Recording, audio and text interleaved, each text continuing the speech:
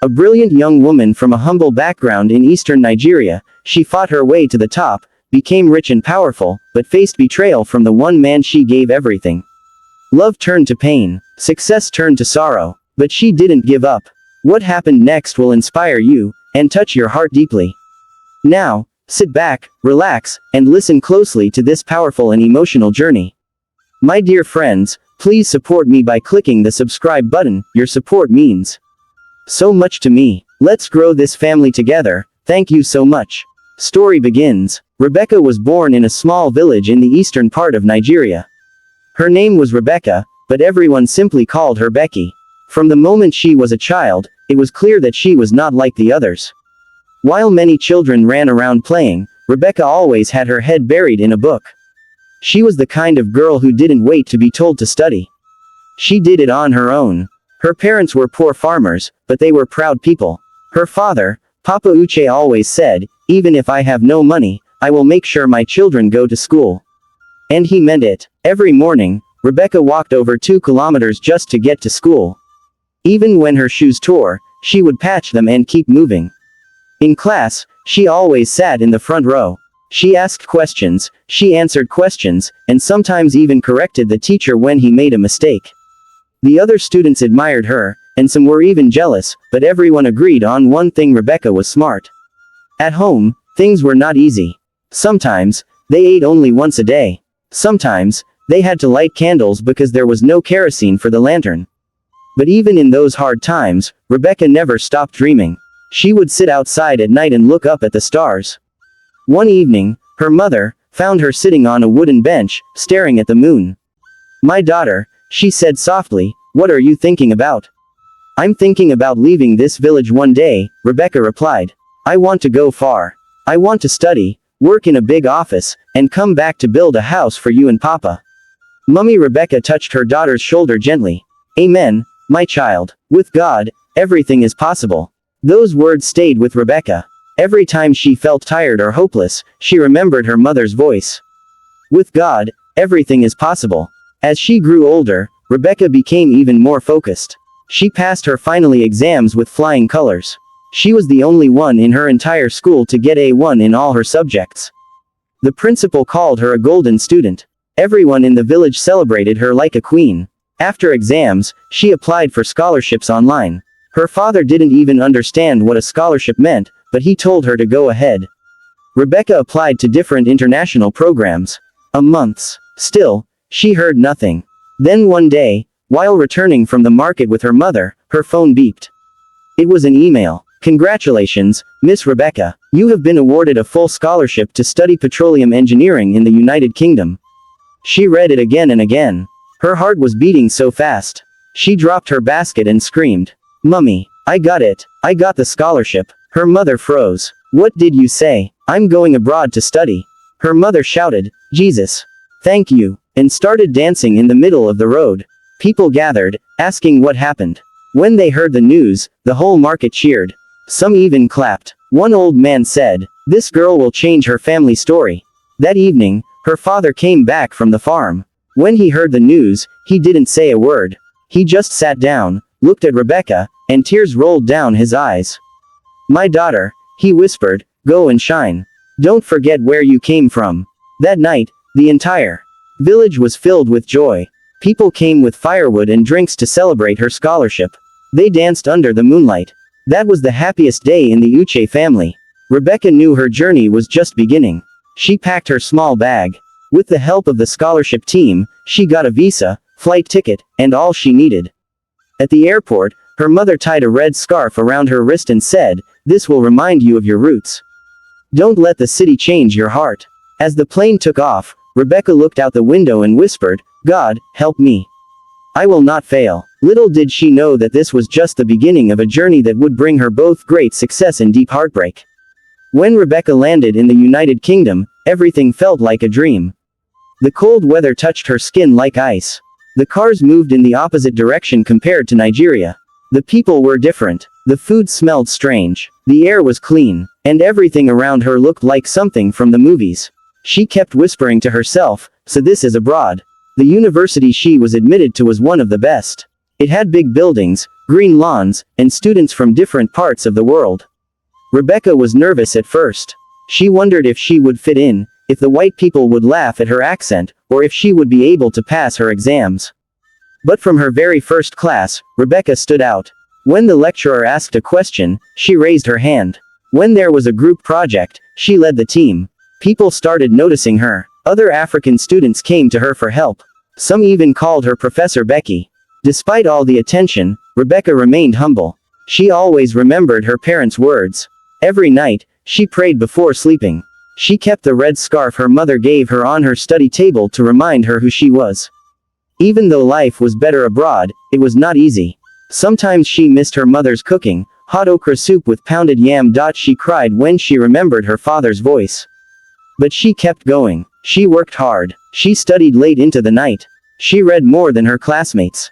She wanted to be the best, not just for herself, but for her family back home.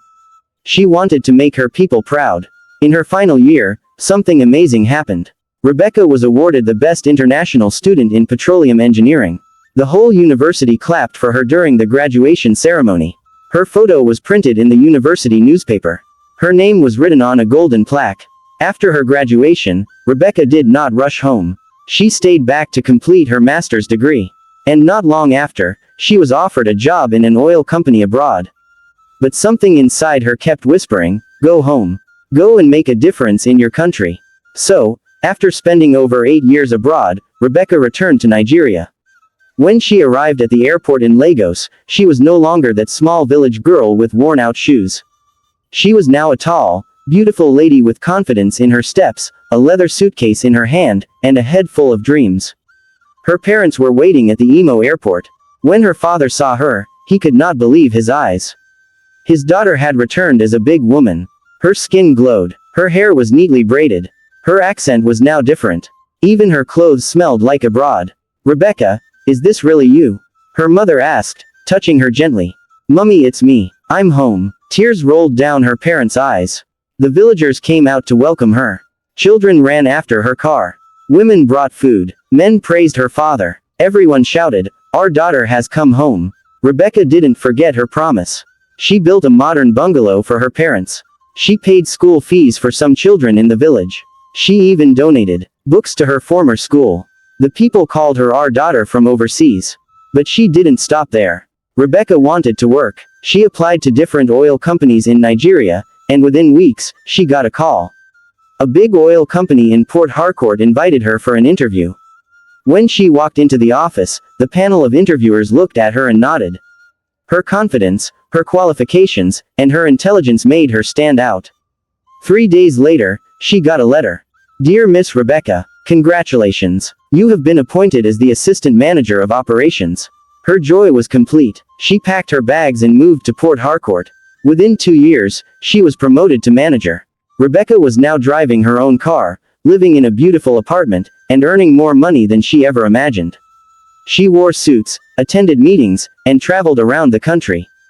But even with all this success, there was one thing missing: a husband. Rebecca was now 32 years old. People in her family started asking questions. "Our daughter, when will you marry? Are you still waiting for Mr. Right? Don't you want to have children?" Rebecca smiled and answered politely, "God's time is the best." But deep inside her heart, she was worried. She had everything: beauty, brains, job, money, but no man was coming.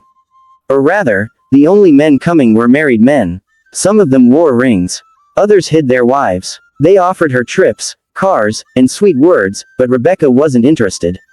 She wanted love, true love. Not someone who wanted her because of her money.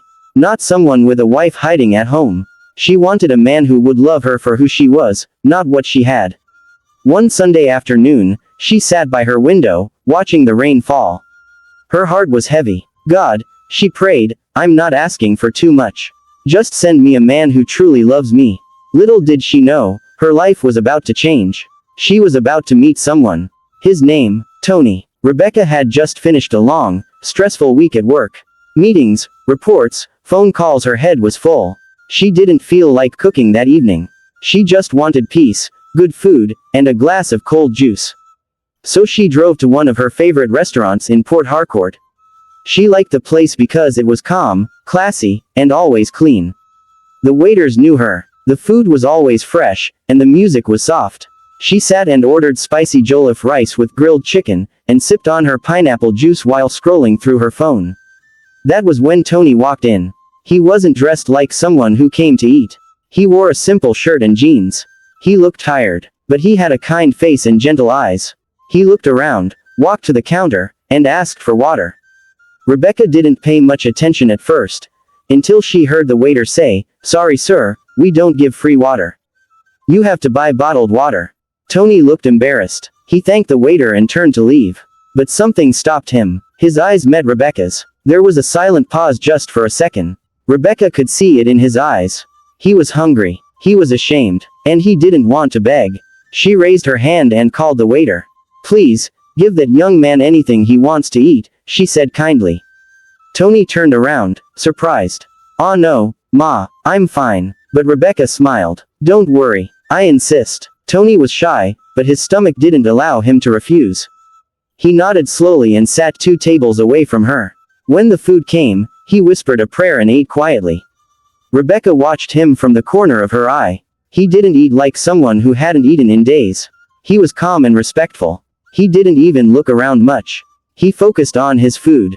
When he finished, he stood up and walked to Rebecca's table. "Thank you so much, Ma. I really appreciate what you did." She looked up, smiled, and said, "You're welcome. My name is Rebecca. I'm Tony. Nice to meet you, Tony."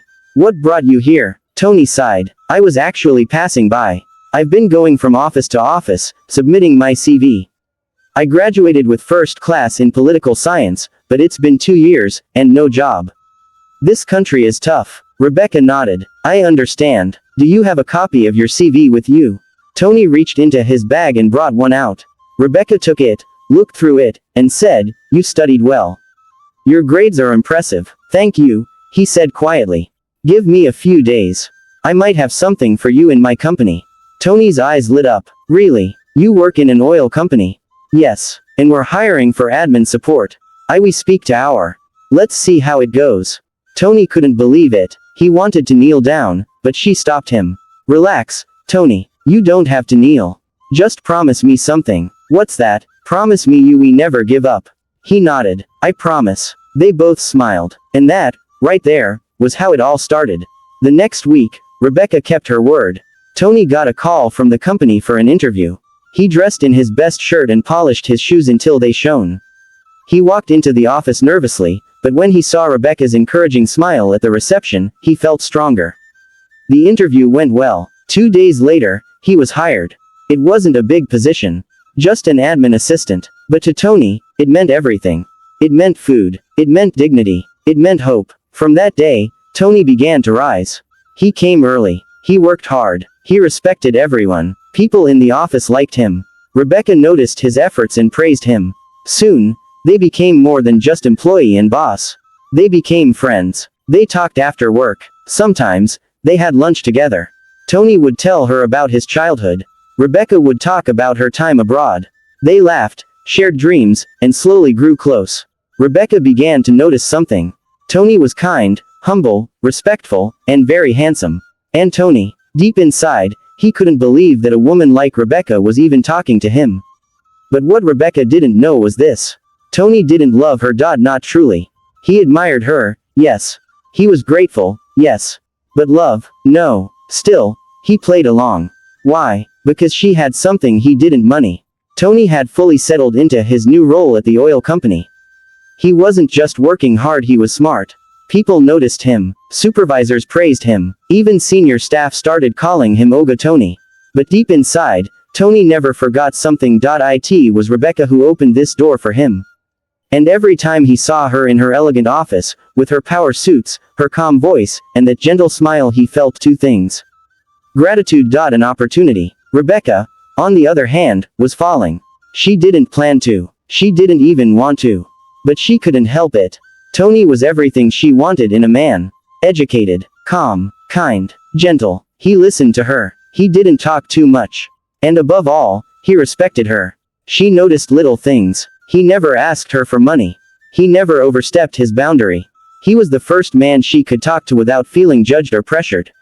So, one afternoon after work, she invited him for lunch again. They sat in a quiet garden restaurant. Cool breeze. Birds chirping. They ordered pepper soup and soft drinks. After eating, Rebecca took a deep breath. "Tony," she said softly, "can I ask you something personal?" He looked at her. "Of course." She hesitated. "Do you see me as just your boss?"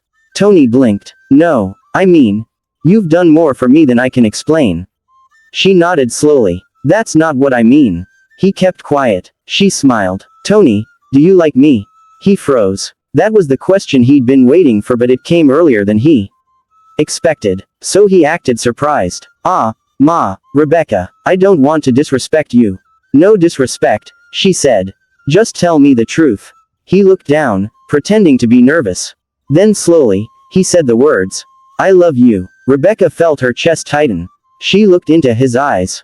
"Are you sure?" Tony looked up, placed his hand on his chest, and said, "With all my heart."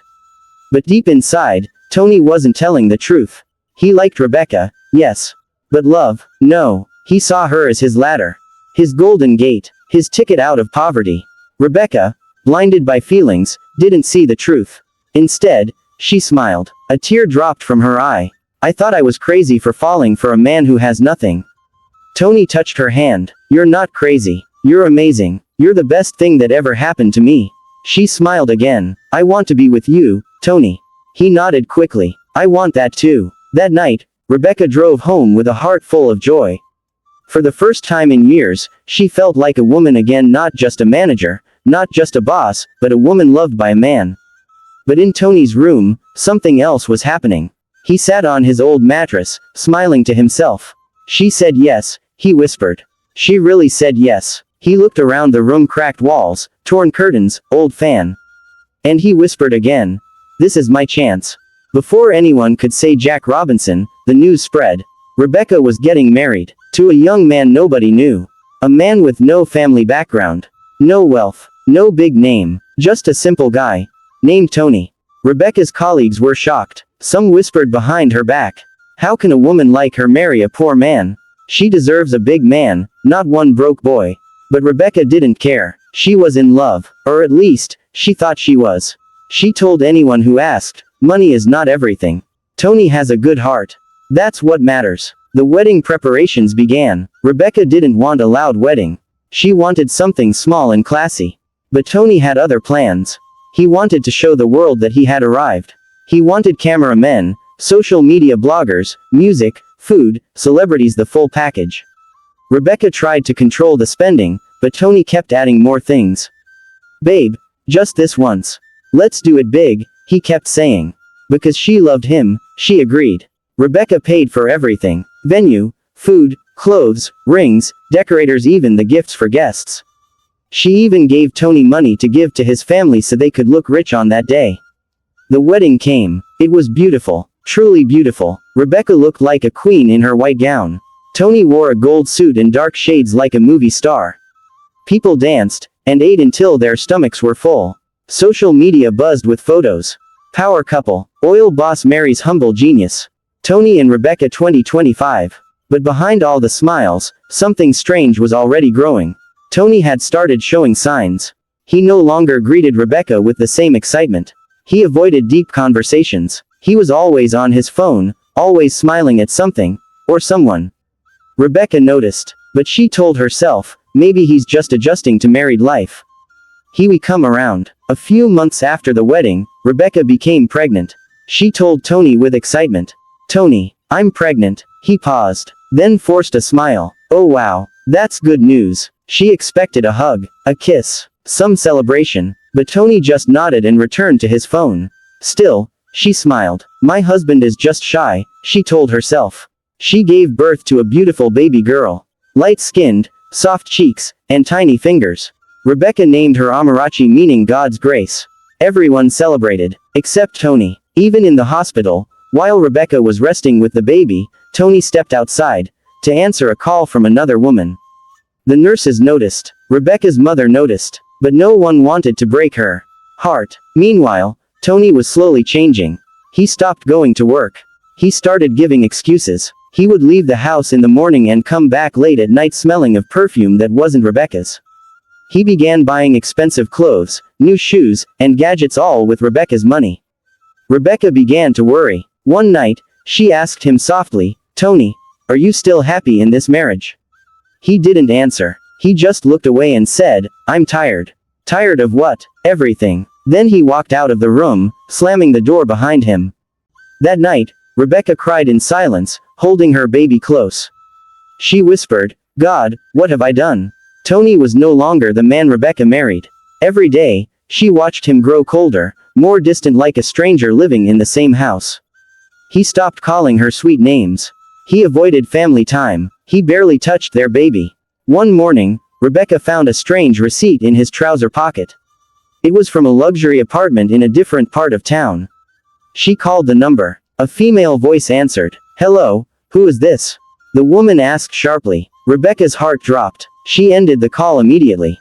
Her hands were shaking. That same evening, she decided to follow him. She told her driver to quietly trail Tony's car from a distance. He didn't go to work. He didn't visit a friend.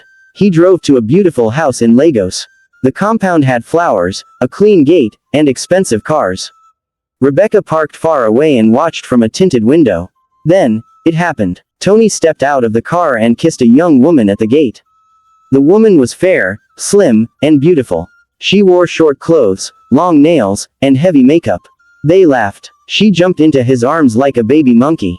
Rebecca's world stopped. She couldn't breathe. She held her chest, struggling not to scream. But she stayed calm. She watched as Tony opened the house gate, and both of them walked in, like husband and wife. Tears dropped from Rebecca's eyes. She whispered to herself, "After everything I did for him, this is what I get." She drove home quietly. That night, she didn't eat. She couldn't sleep. Her baby cried in her arms, but her soul was crying louder. The next day at work, she didn't talk much.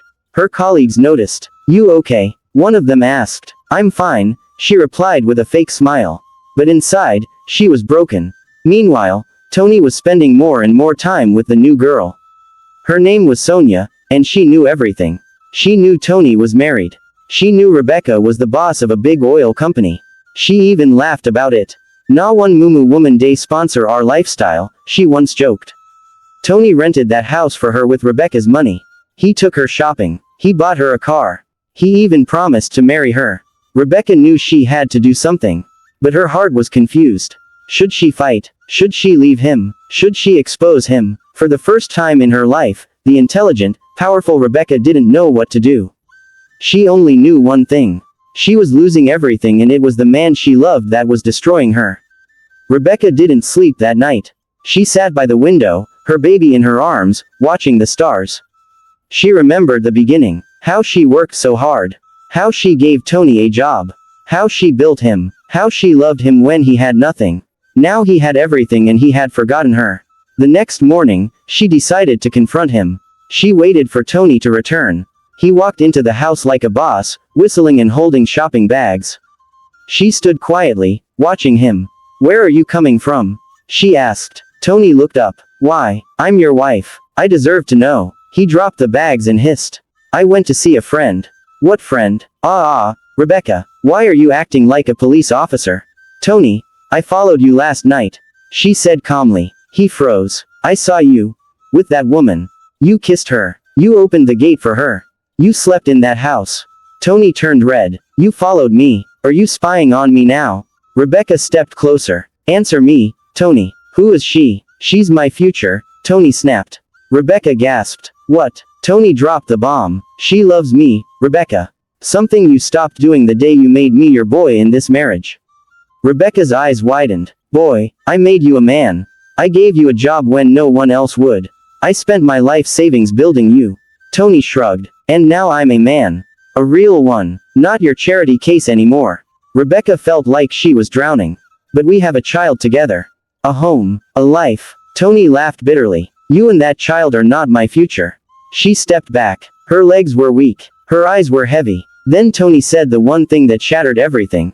"Sonia is pregnant. I'm going to marry her." Rebecca couldn't believe it. Her heart screamed, but her voice was silent. She held her chest, trying to stay on her feet. He walked past her like nothing had happened. Upstairs. Into the room they once shared. Slamming the door, Rebecca stood there for a long time. The baby cried. She didn't move. The house suddenly felt cold. Dark. Lonely. That night, she packed a few things and drove to her mother's house. When her mother saw her, she screamed. "Rebecca, what happened to you?" She looked pale. Her eyes were swollen from crying. She hadn't eaten. Her clothes were rough. Rebecca broke down. Her mother hugged her and said, "I warned you. I told you not to marry a man just because you felt sorry for him. I thought he loved me. You thought wrong." Rebecca cried on her mother's lap like a baby. She didn't sleep that night. The pain was too deep. Too fresh. But something else also woke up in her that night. Strength. She wiped her tears and whispered to herself, "I will rise again. I will not let Tony destroy me." While Rebecca was recovering at her mother's house, Tony was living his best life. He was no longer the poor boy with dreams and no job. He was now a big man driving flashy cars, attending parties, spending money like water. People started calling him Chief Tony. What they didn't know was that everything he had was Rebecca's sweat. The house he lived in. The car he drove. The company shares in his name. Even the money he used to start a fake business all came from Rebecca's hard work. But Tony didn't care. He painted a new picture of himself. A self-made man, a rich investor, a hot bachelor. And beside him every day was Sonia, the girl he claimed was his future.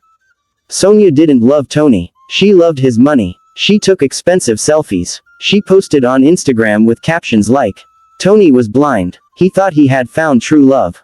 But behind his back, Sonia had a secret lover, a younger man named Kelvin. She gave Kelvin money. She even used Tony's money to sponsor Kelvin's visa application. Tony didn't know. He was too busy showing off. He stopped taking Rebecca's calls. He even refused to send money for their child's needs. One day, Rebecca called him. "Tony, our daughter is sick. She needs to see a doctor." Tony replied coldly, "Use your oil company money." Then he ended the call. Rebecca was shocked. Was this the same man she once fed when he had no job? The same man she helped stand on his feet? She knew now that Tony was gone. The one she loved no longer existed. But while Tony danced in his fake joy, Rebecca was quietly gathering her strength. She started investigating. She found out he had transferred company assets to himself. He used her name to borrow money from the bank. He even secretly sold the land she bought for her mother. Tony was not only a heartbreaker. He was a thief. Rebecca documented everything, quietly, carefully. She didn't fight him yet. She didn't go to the police yet. She was planning something bigger. Something that would shake Tony to the bones. As for Tony, he thought he had won. He thought Rebecca was broken forever. He told his friends, "That woman was just a ladder. I've climbed. I don't need her anymore." What he didn't know was that Rebecca was not a ladder. She was the foundation. And very soon, everything he built on top of her betrayal would collapse. Rebecca stayed quiet, but her silence was not weakness. It was strategy. She was watching, planning, preparing. She had cried all her tears. Now, it was time to act. She returned to the oil company not as a broken woman, but as a warrior. Her staff noticed something different about her. She wasn't smiling much anymore. Her eyes were sharper. Her voice was firmer. Rebecca started cleaning house. She looked through the company records and noticed how Tony had tampered with accounts. He had used her signature to move millions. He had made deals behind her back. He had signed off her shares to himself. But Rebecca was smarter. She called her lawyers and financial team. Together, they began to gather evidence. Meanwhile, she also filed a petition in court to freeze all company-related accounts Tony had touched. She acted like nothing was wrong. She didn't even call Tony. She wanted him to feel relaxed. She didn't shout. She didn't fight on social media. She didn't post inspirational quotes. She simply prepared for a storm. In just 1 month, she reclaimed all her stolen assets. Tony didn't know what hit him. His new company, shut down. The cars in his name, taken back. The house he rented for Sonia, seized. His bank accounts, frozen. Tony called Rebecca, panicking. "What is going on? Why are you doing this to me?" She replied calmly, "I'm only taking back what's mine." Tony started begging, "Please, don't destroy me. I will return everything. I will come back to you." Rebecca laughed for the first time in a long time. "You already destroyed yourself, Tony." She ended the call. Tony called again. She blocked him. He went to her office. The security refused to let him in. He sent people to beg her. But Rebecca was done. This was no longer about love. This was about justice. She had done nothing wrong except love the wrong man. Now, she had her life back. She focused on her daughter. She focused on her future. And for the first time in years, she smiled from her heart. Tony's life started falling apart faster than he expected. The first shock was when his bank app stopped working. He tried to transfer money. Declined. He called the bank manager. "Sir, your account has been flagged. There's a court order. We cannot process any withdrawals." Tony's heart dropped. The second shock came when the new company office he opened was locked. He rushed there in his car, only to find police tape across the gate. By order of the court, the paper on the gate read. Third shock: his cars were repossessed. He was driving when he got pulled over. "Sir, this car is under investigation. Step out." He stood on the road, shocked, as they drove away with his beloved Range Rover. The final straw. Sonia disappeared. Yes. The same Sonia who said "I love you" every day. The same girl he spent millions on. Gone. She blocked him on all platforms. Even the house he rented for her was empty. She had vanished with everything inside. TVs, beds, even curtains. Tony was left alone. No money, no house, no car, no woman, just shame. He sat in a small hotel room he barely paid for, looking at himself in the mirror. The man staring back at him looked old, lost, and finished. He thought about calling Rebecca again. But what would he say? What excuse would make sense now? His phone rang. It was his cousin, Chitty. "Bro, I heard everything. You really messed up." Tony couldn't speak. "Why did you do her like that?" Chitty continued. "That woman helped you. You had everything." Tony replied quietly, "I thought I could do better." Chitty sighed and ended the call. That night, Tony cried for the first time in years. Not because he lost Rebecca, but because he realized something. She was the best thing that ever happened to him. And now she was gone. Forever. Meanwhile, Rebecca sat on her balcony with her daughter. The little girl giggled and played with her teddy bear. Rebecca smiled. Not because she was happy Tony suffered, but because she was free. Free from lies. Free from betrayal. And that night, she whispered to herself, "I'm not a victim. I'm a survivor." The storm was over. The pain was real. But Rebecca was still standing. She had lost so much: her trust, her love, her years. But she had also gained something more powerful. Wisdom. She had learned not to trust too easily. She had learned to protect her peace. She had learned that a woman's value is not in who she marries, but in who she becomes. Rebecca began to heal. Slowly. She went for therapy. She joined a support group for women who had gone through betrayal. She started talking about her experience not in bitterness, but to help others avoid the same trap. People began to respect her more. Not just as a company manager, but as a strong voice for women. She was invited to speak at conferences. Universities invited her to talk to young ladies. She became a light. Meanwhile, she poured her energy into her daughter. Every day after work, she would play with her, read to her, cook for her. They danced together. They laughed together. Her daughter was growing into a smart, happy girl. One evening, the girl looked up at her and said, "Mummy, I want to be like you when I grow up." Rebecca smiled with tears in her eyes. That was the healing moment. She knew now that all her pain was not for nothing. Her story was no longer one of betrayal. It was now a testimony. One quiet Saturday afternoon, Rebecca was in her garden watering flowers. Her daughter was riding a small bicycle nearby, laughing with joy. The sky was clear. The breeze was cool. Suddenly, her security guard walked up. "Madam, someone is at the gate. He said he knows you. His name is Tony." Rebecca froze. She didn't expect that name again. She stood for a moment, thinking. Should she send him away? Should she face him? She took a deep breath and said, "Let him in." Just him. A few minutes later, Tony walked into her compound. But this was not the Tony she remembered. His clothes were rough. His eyes were tired. He looked older. He removed his cap. "Rebecca, I didn't come to fight. I came to say sorry." Rebecca said nothing. She just looked at him. "I lost everything," Tony continued. "The money, the company, Sonia. Even my dignity. I messed up. You gave me everything, and I threw it away." He paused, eyes filling with tears. "I don't expect you to take me back. I just needed to tell you I regret everything. You were good to me. Too good." There was silence. Rebecca looked at him with calm eyes. "Thank you for coming," she said. "But there's nothing here for you." I forgave you a long time ago. So I could move on. Tony nodded slowly. He understood. She had truly moved on. He turned and began to walk away. Before he reached the gate, Rebecca called, "Tony." He stopped. "I hope you find peace someday. Not with money, but within yourself." He nodded, and walked away, quietly, humbly, and forever. Later that evening, Rebecca sat on the balcony with her daughter again. The little girl looked up and asked, "Mummy, who was that man?" Rebecca smiled gently. "Just someone from the past. He came to say goodbye." After Tony's final visit, Rebecca felt lighter. It was like closing a chapter in a book for good. Now, she was ready to start a new one. But this time, not just for herself. She wanted to help other women avoid the kind of pain she went through. So Rebecca did something bold.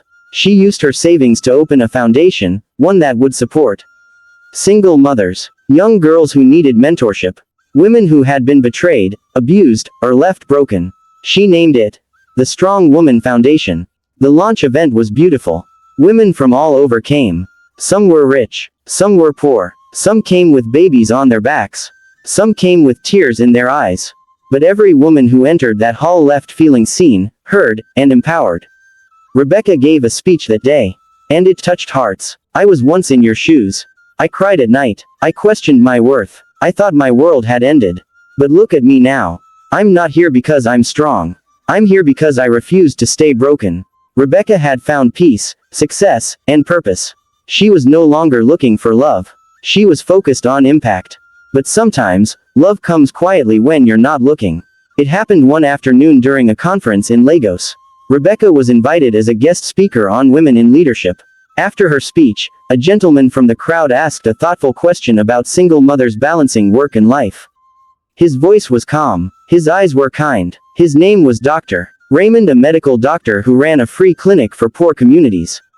They shook hands after the event. "Your story moved me," he said. "And your heart inspires me," Rebecca replied.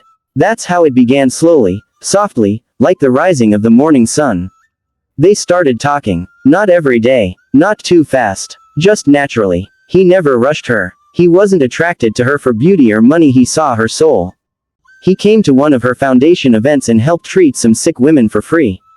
Rebecca saw his heart, his humility, and how he treated her daughter like a princess. "Mummy, I like Dr. Raymond," her daughter whispered one day. Rebecca smiled. Her heart was beginning to trust again, but this time, carefully. Dr. Raymond took her to a quiet garden restaurant. As they sat under the stars, he looked into her eyes and said, "Rebecca, I know your heart has been through war. I'm not here to fix you, I'm just here to love you gently." This time, the tears were not from pain but from hope. She didn't answer that night. But the next day, she sent him a message. "I'm ready. Let's try. Together." Years later, the story of Rebecca was known across many parts of Nigeria. Not because she was rich. Not because she ran an oil company. But because she was a woman who rose from pain and turned it into power. Rebecca and Dr. Raymond got married in a small, peaceful ceremony. No loud celebration, no crowd, just love, family, and peace. Her daughter walked down the aisle with flowers in her hand and joy in her heart. Rebecca wore a simple, elegant dress, not to show off wealth, but to reflect the calm inside her. Dr. Raymond stood tall, smiling, grateful to have found a queen. "Thank you for loving me with no conditions," Rebecca whispered during their vows. "Thank you for trusting again," he replied. It was not a fairy tale. But it was real love. They built a life together, helping communities, running health projects, and expanding the Strong Woman Foundation. Her daughter grew up seeing what love truly looked like: respect, kindness, honesty. Her husband was reading a book beside her. Her daughter was in the garden, laughing with friends. Rebecca took a deep breath and smiled. "I lost everything once. But look at me now. I'm not just happy. I'm whole." She wasn't bitter anymore. She wasn't broken anymore. She was better and blessed. And her story became an inspiration for every woman who thought she couldn't rise again. Because Rebecca didn't just survive, she conquered. That was the story of Rebecca, the girl from a poor background in eastern Nigeria who refused to be limited by her past. She studied hard. She worked hard. She built a name for herself. She was betrayed. She was broken. But she refused to give up. Rebecca showed us that you can rise even after falling. You can smile again even after crying. And you can love again, but this time, wisely. Tony thought he destroyed her, but he only pushed her into her greatness. Rebecca's pain became her power. Her heartbreak became her healing. And in the end, she didn't just find love, she found purpose, peace, and wholeness. So if you're watching this right now, and you're going through your own storm, let Rebecca's story remind you. You are not finished. You are not forgotten. You are not a failure. Your better days are still ahead. Thank you for watching. If you enjoyed this story, please like, comment your favorite part, subscribe, and share this with someone who needs encouragement.